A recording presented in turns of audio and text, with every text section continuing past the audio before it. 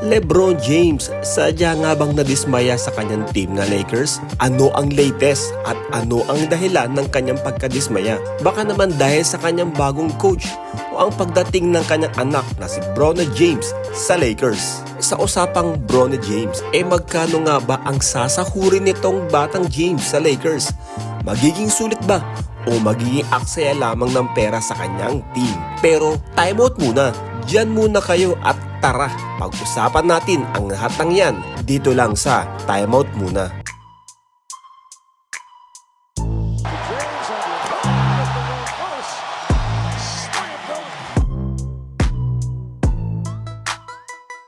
Way to end it. Do not go in there.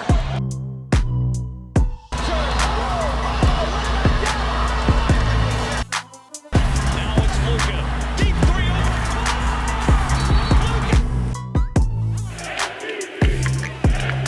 Walker championship number 6. Jordan. Open. The Celtics are NBA champions. Handa naman si LeBron na bawasan ng kanyang sahod kung ang Lakers ay makakakuha ng key player tulad ni Klay Thompson, DeMar DeRozan at Jonas Valanciunas. Subalit bigo ang Los Angeles na makakuha kahit isa sa kanila. Alam naman natin na marami nang nakasama si James na shooter sa kanyang karir tulad ni Ray Allen, Kyrie Irving at Kevin Love. Pero sa off-season na to ay bigo ang Lakers makakuha ng mga magagaling na shooters. Una na dyan si Klay Thompson na mas pinili ang Dallas Mavericks na mas mababang offer kaysa sa nakakasilaw na offer ng Lakers. Ikalawa naman dyan, itong si Buddy Hield na mas pinili ang makapaglaro sa Golden State Warriors kesa sa Los Angeles Lakers. Si Hield ay makakatanggap ng $21 million sa loob ng 2 taon sa Warriors. Isa pang free agent na pinakawalan ng Lakers ay isa sa pinakamaaasahan na rebounder sa liga ay itong si Jonas Valanciunas na napabalitang tatanggap ng $30 million sa Washington Wizards. Hindi namang malinaw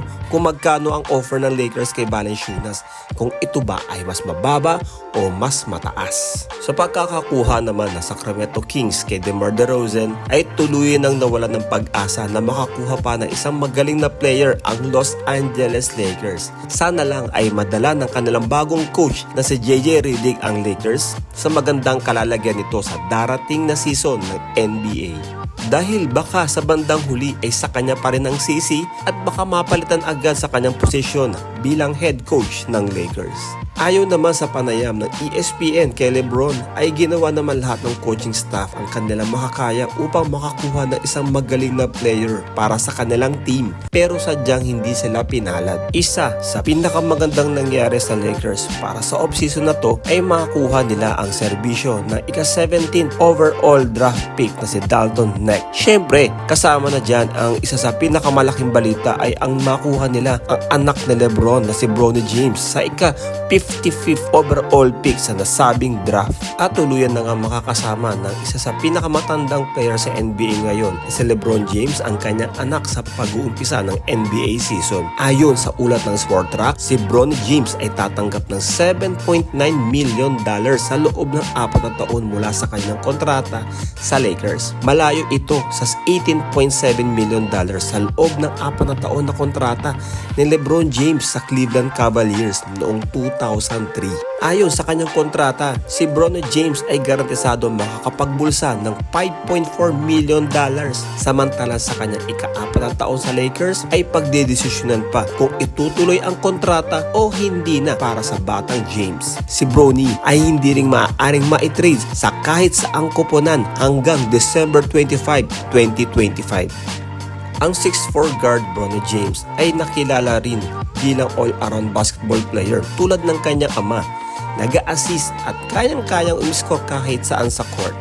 Pero ang nakakatuwa sa kanyang paglalaro ay malakas din siyang dumepensa. Pero sa isang laro ni Bronny James kalaban ng Miami Heat sa NBA Summer League ay nakakuha lamang siya ng 3 points, 3 assists, 5 rebounds, 3 blocks at 2 steals sa kabuuan ng laro. Mukhang malayo-layo pa ang magiging biyahe sa karir nito ni Bronny James. Pero definitely, kung lalo pang pagbubutihin niya sa laro at pagpupursigihin ang pag-improve sa kanyang paglalaro ng basketball, ay baka maaari siyang sumunod sa yapak ng kanyang ama na si LeBron James James. Tara, abangan natin kung ano magiging career nito na Bronny James sa darating na NBA season. Para sa latest updates ay huwag kalimutang mag-subscribe, mag-like at i-click ang notification bell sa aming YouTube channel.